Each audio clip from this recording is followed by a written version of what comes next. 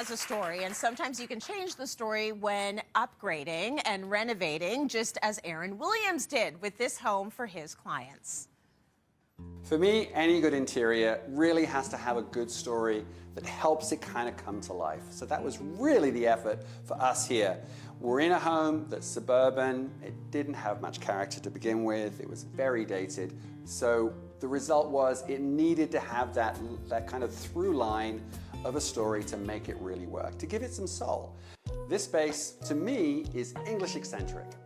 It has that kind of feel of a very British home in the sense that there's a traditional elements, but there's lots of contemporary elements mixed into it as well. Also, there's a real mix of colors in here too. But where did that all come from? It really came from these spectacular tiles that we found.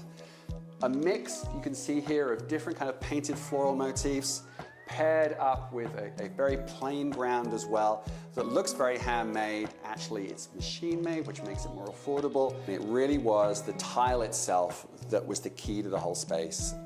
That kind of mix of a vintage look, but done in a very modern way using modern technology, made it able for us to make this beautiful wall of pattern and color that you see here too. And the color matched perfectly with the veining on the porcelain countertop as well. And I love how they kind of work together.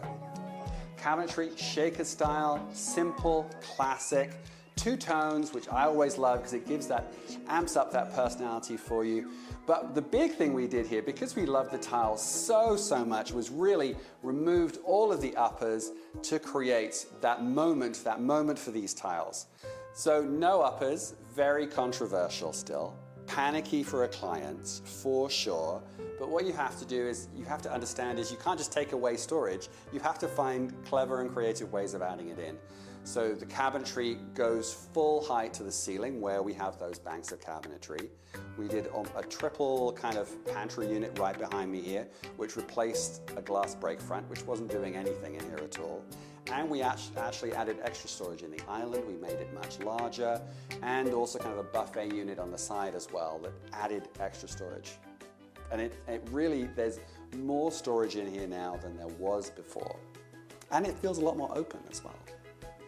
The other big thing for me is always creating those design moments, those classic moments where you have a spot for the eye to rest, interesting things for you to look at. And that was really created here in this vignette with this vintage sconce that we founded. You'll see here the kind of rippled effect that you see on the sconce really picks up on the floral design in the tiles, and that really ties into this almost floral look in these ceramic pendants as well, which is really special.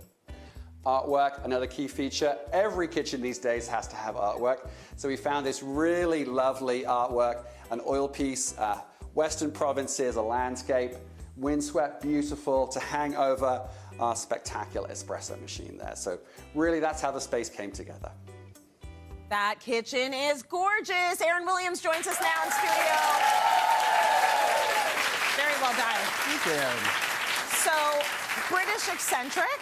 Yes. It's an interesting term. I would love for you to define it for us, because when I think British eccentric, I wouldn't necessarily think of that kitchen, but that's what it is. That's sort of the design theory happening there. It is the eccentricity of things that look old and new together at the same time. For me, growing up in England, I don't know if you know, I'm British. Are you? Did you know? Okay. So, growing up in England, you get very used to houses and visiting houses and living with old things that just are there. Yes. And then you add new things in, and it still all works.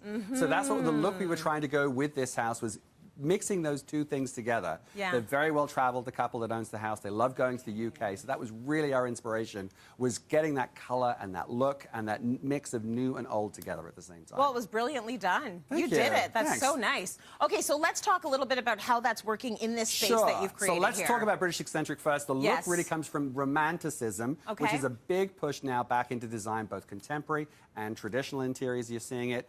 But for the British eccentric look, what we're really seeing is it's anchored by arts and crafts style fabrics, which are having a big new trend moment. So arts and crafts was founded in the mid-19th century by William Morris. He was a designer and a textile designer, and it was a revolt against Victoriana, which was very opulent. This was a lot more pared back, almost a little bit medieval, lots of florals and botanicals. So this is actually one of his prints, which is called the Strawberry Pickers. And I'm actually wearing a tie, which has the same design on it as well. So William Morris, very big right now. This is a lovely fabric from Primavera. But actually, this is a William Morris rug, too. The rug is out of this world. The rug is this wild. is art. This is a ruggable rug. This is the William Morris collection. So they have lots of really crazy, great designs. Yeah. And that's the idea with British Eccentric is you have to bring the crazy. You have to go full force. And here what we've done is we've added this fantastic hand-painted looking pattern, which is so over the top. But for the walls, we've gone plain and we've done a color wash. We've taken the wash of color from the sofa and we brought it up the walls too.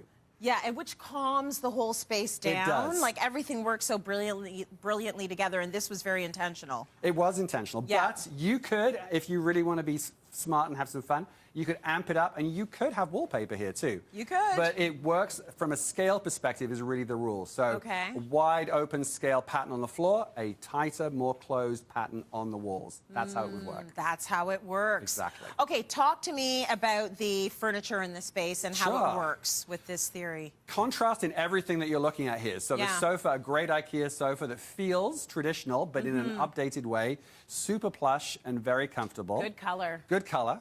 Very cozy, but paired with something that's a little bit more unusual and more contemporary. This is the Milo chair from my collection at Hudson's Bay. I love it. It's a swivel. Yes. So everyone loves a swivel, and it's very, very comfortable. So that's the contrast here. Yeah. How comfy is it? Go, take a seat. You want me to take a seat? Why not? It's good to test your own furniture. Oh, I don't want to knock that over. Don't knock the table. There we go. Yes. Everyone loves a swivel. Everyone does love a swivel. Especially, I find, in small spaces, which we're going to be talking about a bit later on the show. But it's gorgeous, Arren. And then contrast in furniture as well. A traditional looking base in the sense that it's brass on the base of these tables, but contemporary in design. So this is marble top and a brass button on these tables from Arren. Nice. And then that's really how the mix works. It really comes together in different ways. You have to have contrast in every aspect. Okay, let's keep with the contrast and talk about these pillows. They're gorgeous. You have rules. I have rules. Give us the rules. I have a sofa rule. Sofa rule for me, from a toss cushion perspective, got to be a feather fill. Yep. And minimal you have to have is 5 cushions on a sofa. Yeah. 7 cushions on a sectional. Okay. Less than that, we're not speaking. I gotta tell you. So if I take this away, it's fine. A problem. It's fine. Yeah. At my house, the dogs knock them off. This is better. And also pattern. You've got to mix strong patterns like this gorgeous John Darien fabric and stripes. Huge trend right now, stripes. Stripes in velvet. This is a lovely IKEA one. Again, if you find stripes, a ruffle here would be fantastic as well. You've got to go for it. Have fun. Ruffles and stripes. Okay, let's talk art. I love these pieces, but I love the way they're framed. They all work together so beautifully. Me too. I so really this like that. is digital downloads. Okay. And getting them printed up. So these were printed for us by Poster Jack. And really, so you get to scale and mix and match as you want. It makes something a lot more personal. So what we did here is, it looks very unintentional and very mixed up, but really, it is intentional. The black and white here picks up on the black and white in the lamp. Yep. The painterly colors all work as far as our palette is concerned, and it's all framed in the same color of gold. Yes. Now, this is all on photo board, so it looks great in studio. If I was doing this in an interior, it would be giclée printed on beautiful art paper behind glass, and that would make it look even richer. It's all beautiful. It's gorgeous. And by the way, the rug, he said it's a ruggable. That means you can throw it in the washing machine. Exactly. That's pretty awesome. It's Cheerio-proof. Yeah, it's Cheerio-proof. It is so cool. I feel like I shouldn't be stepping on these animals, but it's beautiful. Okay, so Arren's kind of a big deal. His work is featured in this month's Style at Home. Like, this is his cover. This is Arren, like one of his clients. Thank you. You're a big deal. Oh, super. You're all going to go home with a copy, so we're going to give all of you one of these. So good. For now, though, we're going to go back to your client's home and see how you brought a little English eccentric into their living room. Take a look. So when you have that English eccentric vibe, how does it work in a living space? In a living room like this, really, first of all, what we want to do is create a massive seating. So we went contemporary and simple with a large scale sectional. Yes, we chose gray, of course, because it's easy to live with, but we really amped it up with this spectacular rug that we found, hand woven in India, which takes all the colors that we established in the kitchen and then amps them up and adds more in. And what do we do with that part? We throw it into toss cushions. Every single color that you see in the rug is now happening in a toss cushion on the sofa, including a great strong contemporary pattern, again to give us that mix that we really, really love. Coffee tables layered here with an ottoman too, and this look is very contemporary. Great North American designer called Blue Dot does these, and it gives us that, again, that imbalance, that specialness between traditional and contemporary. No room is complete without good artwork. Here what we've done is we've had some fun with it, again in a very relaxed way, and layered it over the top of some very traditional looking molding to give it a more relaxed feel. I just love how painterly it looks. I love a sexy powder room moment, and this one is no exception. We amped up the pattern. This is a Wedgwood pattern here, super heavy duty florals, spectacular colors. But can you mix in even more pattern? Yes, you can. We did an incredible marble mosaic here from Ciot. Black and white, super high contrast. I think if those patterns were right next to each other, they might fight, but we've got a barrier here, we've got a border of the paneling that we did in black. Again, very sexy, looks really, really good. And of course, you gotta have a sink moment, and our sink moment here is a vintage looking console that we managed to find that really looks very, very special indeed.